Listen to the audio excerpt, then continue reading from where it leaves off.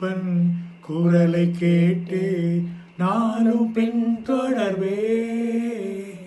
நல்ல மேய்ப்பன் குரலை கேட்டு நானும் பின்தொடர்வே. தோளில் அமர்ந்து கவலை மறந்து, தோளில் அமர்ந்து கவலை மறந்து தொடர்ந்து பயணம் செய்வே, தொடர்ந்து பயணம் செய்வே. எனது தலைவன் இயேசுராஜன் மார்பில் சாய்ந்து சாய்ந்து மகிழ்ந்து மகிழ்ந்திருப்பேன். எனது தலைவன் இயேசுராஜன் மார்பில் சாய்ந்து சாய்ந்து மகிழ்ந்து மகிழ்ந்திருப்பேன், மகிழ்ந்து மகிழ்ந்திருப்பேன், மகிழ்ந்து மகிழ்ந்திருப்பேன், மகிழ்ந்து மகிழ்ந்திருப்பேன். 4:31. அவர்கள் ஜெபம் பண்ணின போது அவர்கள் கூடியிருந்த இடம் அசைந்தது. அவர்கள் எல்லாரும் பரிசுத்த ஆவியினால் நிரப்பப்பட்டு தேவ வசனத்தை தைரியமாய் சொன்னார்கள். பர்னபா புதிய ஏற்பாட்டு பகுதியில், குறிப்பாக அப்போஸ்தலர் நடவடிக்கை புத்தகத்தில் மிகவும் முக்கியமான ஒரு தொடக்க கால கிறிஸ்தவ தலைவராக கருதப்பட்டார். இவருடைய இயற்பெயர் யோசே. ஊக்கப்படுத்துதல் மகன், அதாவது சன் ஆஃப் என்கரேஜ்மெண்ட் என்று அர்த்தம் கொள்ளும் பர்னபா எனும் பெயரை அப்போஸ்தலர்களுக்கு வைத்தார்கள். இவர் சீப்ரு தீவை சேர்ந்த ஒரு லேவியர், சாலமே பட்டணத்தை சேர்ந்தவர்.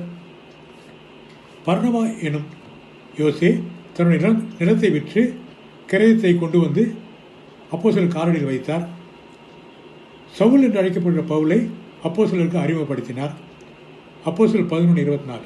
அவன் நல்லவனும் பரிசுத்த ஆவியினாலும் விசுவாசத்தினாலும் நிறைந்தவனுமாய் இருந்தான். அநேக ஜனங்கள் கர்த்தரிடமாய் சேர்க்கப்பட்டார்கள். பின்பு பர்னபா தர்சுவுக்கு போய் சவுலை கூட்டிக் கொண்டு வந்து அந்தியோகியா பட்டணத்திலே உபதேசம் செய்தார்கள். அந்தியோகியா சீஷர்களுக்கு முதலில் கிறிஸ்தவர்கள் என்ற பெயர் வழங்கப்பட்டது. மார்க்குவை தங்களது 2வது பயணத்தில் அழைத்து கொண்டு செல்வதில் பவுலுக்கும் பர்னபாவுக்கும் கருத்து வேறுபாடு ஏற்பட்டு பிரிந்து மார்க்குவை அழைத்து கொண்டு சீப்ருவுக்கு சென்றார். பர்னபா ஒரு அப்போஸ்தலனாக சவுலுக்கு இணையானவராக அந்த காலத்திலே கருதப்பட்டார். சவுல் மார்க்கு என்னும் இருவரையும் ஊக்கப்படுத்தி சபையின் வளர்ச்சிக்கு பெரிதும் உதவினார். யூதேயாவில் கொடிய பஞ்சம் உண்டாயிருந்த போது சீஷர் எல்லாரும் தங்கள் தங்கள் திராணிக்கத்தக்கதாக பணம் சேகரித்து பர்னபா மற்றும் சவுலுடைய கையில் கொடுத்து யூதேயா பட்டணத்துக்கு அனுப்பினார்கள். இப்படி மற்றவர்களுக்கு உதவி செய்வதில் ஒரு முன்மாதிரியாக பர்னபா இருந்ததை நாம் பார்க்கிறோம்.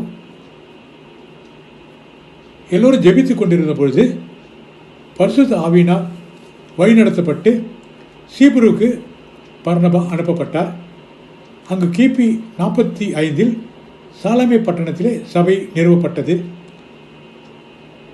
பவுலுக்கும் தன் உறவினரான மார்க்குவுக்கும் முதன்மையான இடங்களை கொடுத்து அவர்களை ஊக்கப்படுத்தி ஊழியத்திற்கு அனுப்பினார். ரோம் நகரில் பவுலும் பேதுருவும் மரித்த பிறகு, இரத்த சாட்சிகளாக மரித்த பிறகு, சிதறிப்போன சபை அனைத்தையும் ஒன்று சேர்த்து அவர்களை ஆறுதல் படுத்தி அவர்களுக்கு ஆறுதலாக அவர்களோடு இருந்தார். அங்கே அவர் தலைவராக ஏற்றுக்கொள்ளப்பட்டு அவர்களிடையே நிலவிய பிரிவினைகளை சரிப்படுத்தினார்.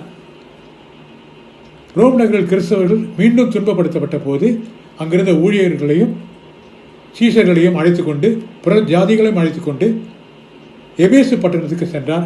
எபேசு பட்டணத்தில் அவர் ஒரு நிருபத்தை எழுதியதாக சொல்லப்படுகிறது. அது எபிரேயருக்கு எழுதிய நிருபமாக இருக்கலாம் என்று லெனான் என்ற அறிஞர் கூறுகிறார்.